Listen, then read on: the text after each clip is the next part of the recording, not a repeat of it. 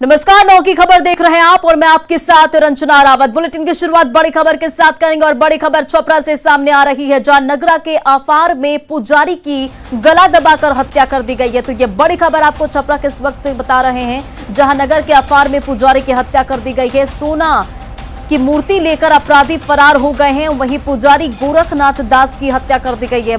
मामले की जांच फिलहाल पुलिस कर रही है। तो ये बड़ी खबर छपरा से आपको बता रहे हैं, जहां नगरा में अफार में पुजारी की हत्या कर दी गई है और सोना की मूर्ति लेकर अपराधी फरार हो गए हैं। और इस पर अधिक जानकारी के साथ हमारे संवाददाता संतोष गुप्ता फोन लाइन पर जुड़ गए। संतोष, पुलिस की कार्रवाई कहां तक पहुंची, क्या कुछ अधिक जानकारी? हमारी एसपी से बात हुई। एसपी ने कहा है कि घटना हुई है, एक पुजारी की हत्या की बात कही जा रही है, लेकिन पुलिस तमाम एंगल पर जांच कर रही है। पुलिस का कहना है कि मंदिर का कुछ अपना जमीन का विवाद भी चल रहा था, मूर्तियां कुछ गायब हुई, लेकिन एसपी ने कहा है कि मूर्तियों की कीमत उतनी अधिक नहीं होगी, क्योंकि मूर्तियां हाल ही में खरीदी गई थी, खरीद करके मंदिर में रखी गई थी। तो कहीं ना कहीं अब मामले को पुलिस एक संदेह की नजर से देख रही है, लेकिन हत्या चूंकि जिस तरह से करके अपराधियों ने वो मंदिर से मूर्तियां गायब की, पुजारी की गला घोट करके हत्या की है, तो कहीं ना कहीं सवाल जरूर उठ रहा है। जो वहाँ पे स्थानीय लोग हैं, उन लोग का कहना है कि कहीं ना कहीं सुरक्षा में इसे चूक माना जा सकता है। लोगों ने नगरा थाने को 3 घंटा पहले सूचित किया था, पुलिस भी काफी लेट पहुंची, जिसके कारण लोगों ने वहां हंगामा किया और पुलिस अभी जांच करी। पुलिस ने 100 को पोस्टमार्टम के लिए भेज दिया है। एसपी का कहना है कि जिस तरह से हत्या की गई है उसमें भी पुलिस को संदेह है, क्योंकि पुजारी जिसे गला दबा के हत्या करने की बात कही जा रही है लोगों द्वारा, लेकिन जिस तरह के वहां पे साक्ष्य मिल रहे हैं उसमें हत्या की कोई संभावना नहीं दिख रही है पुलिस को। तो पुलिस का कहना है कि पोस्टमार्टम के बाद यह स्पष्ट हो पाएगा कि पुजारी की हत्या किस तरह से की गई है। लेकिन जिस तरह से पहले सुबह यह घटना हुई है, मंदिर से मूर्तियां गायब थी और पुजारी की लाश पड़ी हुई थी मंदिर में, तो लोगों ने काफी वहां पे आक्रोश व्यक्त किया है। लोगों का साफ तौर पर कहना है कि जिस तरह से अपराध जिले में बढ़ रहा है, हाल के दिनों में आभूषण व्यवसायियों को निशाना बनाया है, जिसके कारण आभूषण व्यवसायियों में आक्रोश है। तो कहीं ना कहीं एक बढ़ते अपराध के खिलाफ लोगों में जो गुस्सा है वो दिख रहा है इस घटना के बाद। हालांकि पुलिस का कहना है कि इस मामले की छानबीन की जा रही है और जो भी तथ्य सामने आएंगे उससे लोगों को अवगत कराया जाएगा।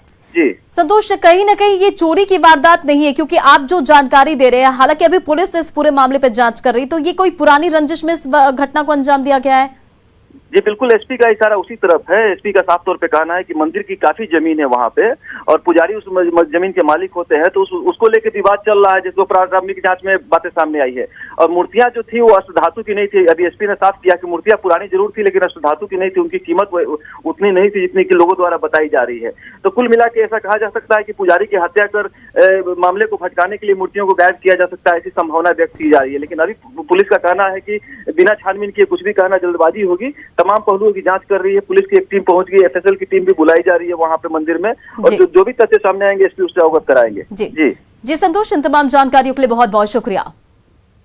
बढ़ते हैं आगे और अगली बड़ी खबर समस्तीपुर से सामने आ रही है, जहां पूर्व पंचायत समिति सदस्य की हत्या कर दी गई है। सोते समय हथौड़ा से वार किया गया। तो ये बड़ी खबर आपको समस्तीपुर से बता रहे हैं, जहां पूर्व पंचायत समिति सदस्य की हत्या सोते समय हथौड़ा से मारकर कर दी गई है। आपको बताते चले कि जगमोहरा पंचायत के बेलाही गांव की यह घटना बताई जा रही है। मनोज मुखिया की अस्पताल ले जाने के दौरान मौत हो गई और आपसी विवाद में ये हत्या की आशंका जताई जा रही। हालांकि पुलिस जो है इस पूरे मामले पर छानबीन कर रही है। तो यह बड़ी खबर आपको समस्तीपुर से बता रहे हैं। और गोपालगंज से अगली बड़ी खबर, 275 कार्टन विदेशी शराब जब्त की गई है। तो यह बड़ी खबर गोपालगंज से, जहां लगातार पुलिस की कार्रवाई जारी और इस बीच 275 कार्टन विदेशी शराब जब्त की गई और शराब के साथ 3 तस्कर भी गिरफ्तार किए गए। ट्रक में प्याज के बोरे में शराब की तस्करी का खुलासा हुआ है और यूपी से मुजफ्फरपुर में खपानी की तैयारी थी। तो यह बड़ी खबर आपको गोपालगंज से बता रहे हैं। और अधिक अपडेट के साथ संवाददाता गोविंद कुमार हमारे साथ फोन लाइन पर जुड़ गए। गोविंद, क्या कुछ इस पूरे मामले पर अधिक जानकारी? देखिए, ये पूरा मामला गोपालगंज के कुचायकोट थाना क्षेत्र के बलथरी चेक पोस्ट का है, जहां पर एक प्याज से लदे ट्रक से तकरीबन 30 लाख की शराब बरामद की गई है। और यह शराब लखनऊ से मुजफ्फरपुर भेजा जा रहा था। जब ट्रक की रोक कर तलाशी ली गई तो उसमें 275 कार्टन विदेशी शराब मिली है। और इस पूरे मामले में फिलहाल पुलिस ने एक व्यक्ति को गिरफ्तार किया है और जब उससे पूछताछ की गई तो उस ट्रक के पीछे 2 और लोग पकड़े गए। कुल मिलाकर 3 तस्करों की गिरफ्तारी की गई है और कुचायकोट थाने की पुलिस गिरफ्तार तीनों तस्करों से पूछताछ कर रही है। जी गोविंद, देखिए लगातार जो है बिहार में शराबबंदी को लेकर पुलिस जो है वो सजग है, लगातार छापेमारी अभियान भी चला रही है, कार्रवाई कर रही है। लेकिन इस बीच फिर से ये बड़ी खबर है कि 275 कार्टन विदेशी शराब जब्त की गई है। तो क्या ये गुप्त सूचना के आधार पर की गई?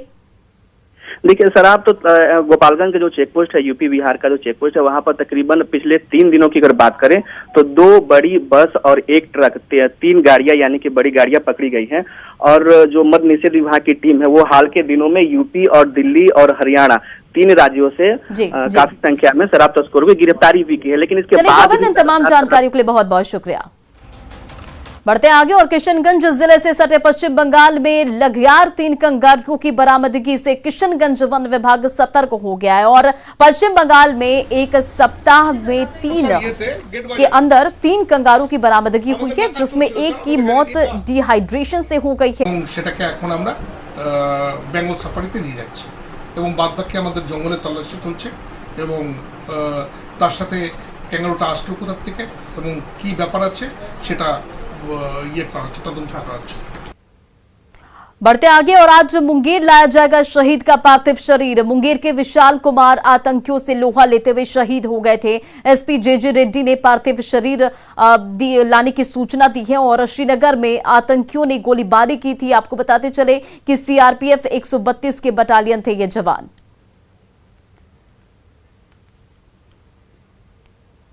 चलिए बढ़ते अगली खबर की ओर और अगली खबर सुपौल से, जहां सुपौल में न्यूज 18 की खबर का बड़ा असर हुआ। ई रिक्शा पर बच्चे को जन्म देने के मामले में सिविल सर्जन ने सदर अस्पताल की 4 नर्सों को सस्पेंड कर दिया है। 2 अप्रैल को एक महिला को ई रिक्शा से अस्पताल लाया गया था। महिला दर्द से कराहती रही, लेकिन सदर अस्पताल की नर्सें चाय की चुस्की लेने में व्यस्त रही। बाद में महिला ने ई रिक्शे पर ही बच्चे को जन्म दिया। न्यूज 18 ने इस खबर को दिखाया था और जिसके बाद सिविल सर्जन ने सभी नर्सों को सस्पेंड कर दिया है।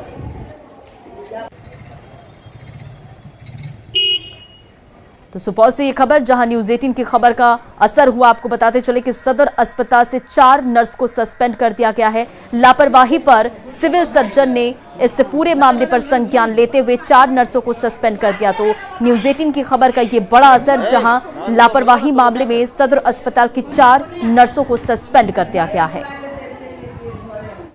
वीडियो क्लिप जिसमें गार्जियन लोग का शिकायत और जो मृत्यु हुई से संबंधित सरकार प्रभाव से जो ड्यूटी पर थी 4 नर्सेज को निलंबित किया गया है और साथ ही विभागीय कार्रवाई के लिए लिखा गया है। साथ साथ विभागीय कार्रवाई तो उन लोग का ट्रांसफर स्टेट लेवल से होता है, तो बाद में देखा जाएगा। फिलहाल तो जो हम लोग जो इसमें जरूरी था उतना हम लोग कर दिए।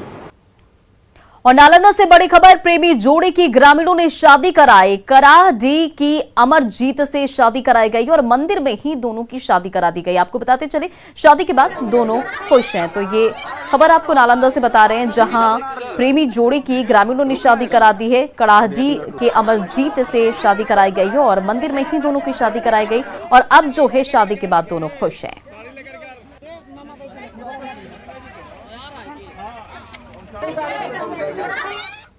और इधर औरंगाबाद नगर थाना परिसर में आज एक प्रेमी जोड़ी की शादी का गवाह बना। बिरुआ गांव की युवती का गिरधारी मठिया निवासी चंदन कुमार के साथ पिछले 2 सालों से प्रेम प्रसंग चल रहा था। दोनों ने एक साथ जीने मरने की कस्में खाई, लेकिन जब बात शादी की आई तो लड़के ने शादी से इनकार कर दिया, जिसके बाद युवती के परिजनों ने महिला थाने में इसकी शिकायत कर इंसाफ की मांग की।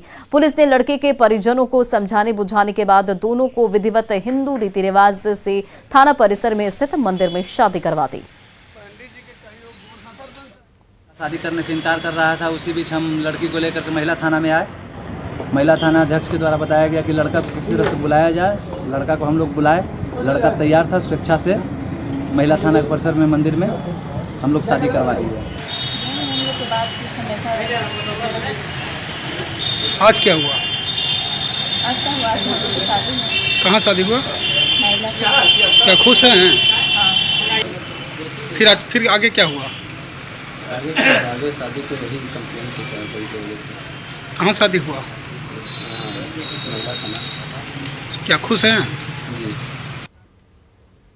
झारखंड के साहिबगंज में गंगा नदी में मालवाहक जहाज हादसे के बाद दोनों राज्यों की तरफ से घटना की जांच जारी है, जिसके कारण जहाजों के परिचालन पर रोक लगा दिया गया है। जहाज परिचालन पर रोक लगने के कारण कटिहार के मनिहारी गंगा घाट पर बड़ी संख्या में मजदूर बेरोजगार हो गए हैं, जिससे उन्हें परेशानियों का सामना करना पड़ रहा है। बेरोजगार मजदूर फिर से जहाज चलाने की मांग कर रहे हैं। मजदूरों से बातचीत की हमारे सहयोगी सुब्रत गुहा ने। मनिहारी में मालवाहक जहाज हादसा कितना विकराल था, इसकी तस्वीर आप गंगा के गर्भ से निकाले गए इन ट्रक के देखकर समझ सकते हैं। हालांकि अभी तक 2 ट्रक गंगा के गर्भ से नहीं निकला है ऐसा बताया जाए, लेकिन जो 4 ट्रक निकाला गया वो तस्वीर बताता है कि हादसा कितना बड़ा भयावह था। मगर प्रशासन इस हादसे के बाद अपना जो कारनामा है उसे छुपाने के लिए यहाँ जो गंगा में फेरी सेवा चलता है उस पर रोक लगा दिया है, जिससे सैकड़ों हाथ बेरोजगार हो गया है। लगभग इस घाट से 10,000 मजदूरों के घर चलता है। साथ ही ट्रक जो ऑनर है और ड्राइवर है या खलासी है उन लोगों का भी रोजगार चलता है। लेकिन हादसे को कारण जांच के नाम पर फिलहाल 1 हफ्ते से यहाँ फेरी सेवा बंद कर दिया है, जिससे लोग परेशान हैं। बात करते हैं, आप लोग ट्रक ऑनर है, ट्रक चलाते, क्या परेशानी है? परेशानी है कि 24 मार्च को यहाँ गाड़ी घटना हुआ दहाज में, जिस कारण से उस दिन से दहाज हम लोग का बंद है। इस कारण से 10,000 लेबर यहाँ काम जो करता था लोग, वो काम बंद है। उसके कारण से गाड़ी वाला परेशानी उठा रहे हैं। किश्ती गाड़ी है जिसके कारण से गाड़ी नहीं चलने से बहुत लोग के घर में बहुत कष्ट है। गाड़ी घिंचा भी जा सकती है। इसमें बिहार सरकार का उप मुख्यमंत्री तड़केश्वर जी हैं, उनको भी हम एक लेटर दिए हैं कल ये दहाज चलाने के दरमियान में कि हम लोग का दहाज चलना चाहिए। हम लोग चाहते हैं कि अविलंब जहाज का परिचालन प्रारंभ हो, ताकि हर लोग अपना किश्ती दे सके, रोजगार को सुचारू रूप से चालू कर सके और सब सुखी संपन्न से रह सके। नहीं तो जो स्थिति है अभी गाड़ी मालिकों के समक्ष, भुखमरी की समस्या धीरे धीरे उत्पन्न हो रही है, सब रोड पर आ जाएंगे। संकट मनिहारी का बहुत बड़ा संकट आया हुआ था जो कि टल गया। किसी 2-4 आदमी के हादसा होने के कारण से सारी जो विधि व्यवस्था था वो ठप हो गया। तो मेरा निवेदन है कटिहार प्रशासन से या बिहार सरकार से कि हादसा तो किसी के साथ हो सकता है, हादसे का कारण ये नहीं हो सकता है कि पूरा समाज जो है भूख के कगार पर आ जाए। निश्चित तौर पर कोई भी हादसा एक बड़ी दुर्घटना होता है, लेकिन उस हादसे को रोकने के लिए ठोस व्यवस्था होना चाहिए, उसका निदान होना चाहिए। लेकिन उसके लिए अगर जहाज परिचालन ही ठप कर दिया जाए तो ये कैसा इंसाफ है, ऐसा मनिहारी के लोग सवाल उठा रहे हैं। सुब्रत, न्यूज़ 18 कटिहार। गोपालगंज में एक ऐसा स्कूल है जहां एक ही कमरे में 5 क्लास एक साथ लगती है और ये स्कूल इस मायने में शायद सबसे अलग है कि यहां के शिक्षक एक ही ब्लैक बोर्ड को 3 हिस्सों में बांटकर एक साथ पढ़ाते हैं। रिपोर्ट देखिए।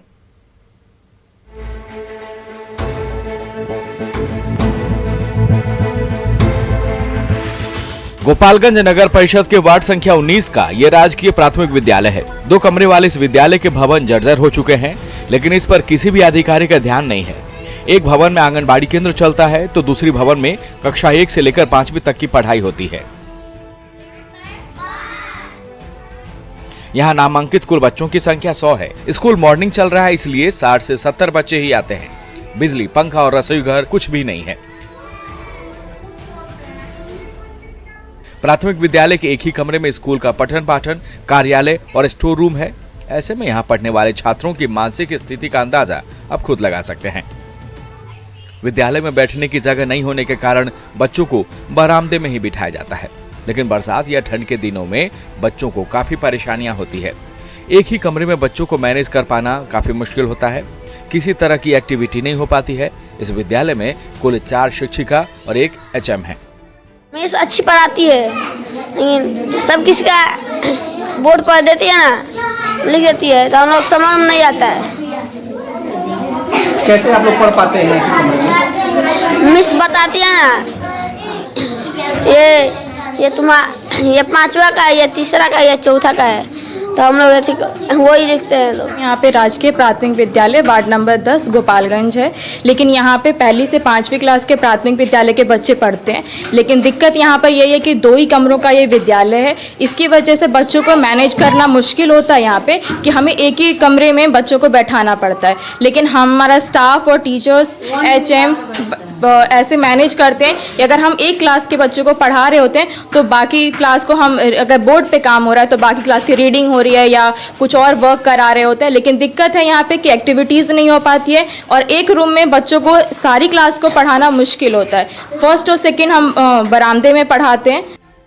जिला शिक्षा अधिकारी ने समस्या का समाधान करने की बात कही है। गोपालगंज जिले में प्राथमिक स्कूलों की संख्या 1055 है, जिसमें 201 ऐसे विद्यालय हैं जिनके पास भवन तक नहीं है। स्कूल के 2 ही कमरे हैं, एक में 1, 2, 3 का क्लास चलता है और एक में आंगनबाड़ी चलता है। यहाँ खेल के मैदान भी नहीं है, बच्चे खेल नहीं पाते हैं अच्छे से, लेकिन फिर भी जो जितना है उतना ही में हम लोग बच्चों को चाहते हैं जो अच्छा से अच्छा गुणवत्तापूर्ण शिक्षा देकर उन लोगों को अच्छा कुछ अपना अच्छा से निकले सब। हम बीओ गोपालगंज को और डीपीओ एसएसए को इस संबंध में हमारा तो निर्देश दिया गया है कि अगर 2 कमरा है तो एक कमरा आईसीडीएस किस आदेश के तहत उपयोग कर रही है, एक तो इस पे हम लोग देख लेते हैं, जांच करा लेते हैं। और दूसरी ये है कि अगर विद्यालय के पास अतिरिक्त जगह है, अगर उपलब्ध होगी तो वहाँ पर हम लोग प्रस्ताव स्टेट को अलग से अतिरिक्त वर्क कक्ष निर्माण के लिए भेजेंगे। जनप्रतिनिधि है, लेकिन आश्वासन मिला, आज तक ना भवन मिल पाया और ना ही कमरा बढ़ पाया। अब देखने वाली बात होगी कब तक इन बच्चों का भविष्य बेहतर हो पाएगा और इन्हें कमरा मुहैया हो पाएगा। गोविंद कुमार, न्यूज़ 18 गोपालगंज। और इधर गया में बेकाबू ट्रक में गुस्साए लोगों ने आग लगा दिया। दरअसल सिविल लाइन थाने के करीमगंज ओवरब्रिज के पास एक बेकाबू ट्रक ने पहले महिला को रौंदा और अनियंत्रित ट्रक की चपेट में आने से महिला की मौत पर हो गई और महिला के शव को मौके से उठाकर परिजन घर ले गए, लेकिन गुस्साई भीड़ मानने को तैयार नहीं थी और हादसे में महिला की मौत के बाद गुस्साए लोगों ने ट्रक को आग के हवाले कर दिया। देखते ही देखते आग ने ट्रक को अगले हिस्से में अपनी जद में ले लिया और ट्रक का अगला हिस्सा जलकर राख हो गया। कड़ी मशक्कत के बाद आग पर काबू पाया जा सका। एक एक्सीडेंट हो गया है महिला का, ऐसे में आया तो देखे आग लगा दिया। नहीं मालूम, कोई जानकारी नहीं। ट्रक चालक गिरफ्तार हुआ है, फरार हो गया। आगे क्या कार्रवाई की जाएगी? कार्रवाई जहाँ का अगर कुछ एक्सीडेंट होना है केस करेगा, अभी अपना ट्रक वाला केस करेगा। मृतक महिला के बारे में कुछ पता चला है? कुछ नहीं कहा। और सिमडेगा में बढ़ती गर्मी के साथ ही पानी की समस्या गहराती जा रही है। हर दिन रिकॉर्ड तोड़ती गर्मी और उस पर पेयजल की संकट। ऐसा लग रहा है कि कहर हर तरफ से बरस रहा है। सिमडेगा के सिमरियाटांड पंचायत के घोयाटोली गांव में करीब 50 घर में रहने वाले ग्रामीण इस भीषण गर्मी में पेयजल की समस्या से जूझ रहे हैं। ऐसा नहीं है कि इस गांव में चापाकल नहीं है। गांव में सरकार ने 4 हैंडपंप दिए, लेकिन सभी दम तोड़ चुके हैं और इनकी मरम्मत पर प्रशासन की तरफ ध्यान नहीं दिया है। सबसे हैरानी की बात है कि इसी गांव के विधायक भी आते हैं जिनकी अभी सरकार भी है, लेकिन उनके इलाके के लोग भी पानी के लिए तरस रहे हैं। सर, गांव में पीने का पानी के लिए बहुत समस्या है, बहुत दिक्कत है। यहाँ 4 चापाकल है, लेकिन चारों चापाकल खराब है और एक सोलर सिस्टम वाला एक ये जल मीनार है, वहाँ 10 बजे पानी चढ़ता है। सब तरफ से छाया होने के कारण 10 बजे से पहले पानी नहीं चढ़ता है। हाँ, बहुत दिक्कत है पानी का। बहुत दूर से लाते हैं वो हेड खोद से पीने वाला पानी, और नहाने वाला पानी भी बहुत दिक्कत है। और कुआं सबसे धोते हैं इधर उधर से, फिर कपड़ा लता सब धोते हैं। गांव में सबसे ज़्यादा समस्या है हम लोग को बस पानी के लिए। पानी के लिए समस्या है। गांव में 4 चापाकल खराब है। कौन सा टोली है? सोगड़ा घोयाटोली। और फिलहाल इस बुलेटिन में इतना ही। बने रहे आप न्यूज़ 18 बिहार झारखंड के साथ।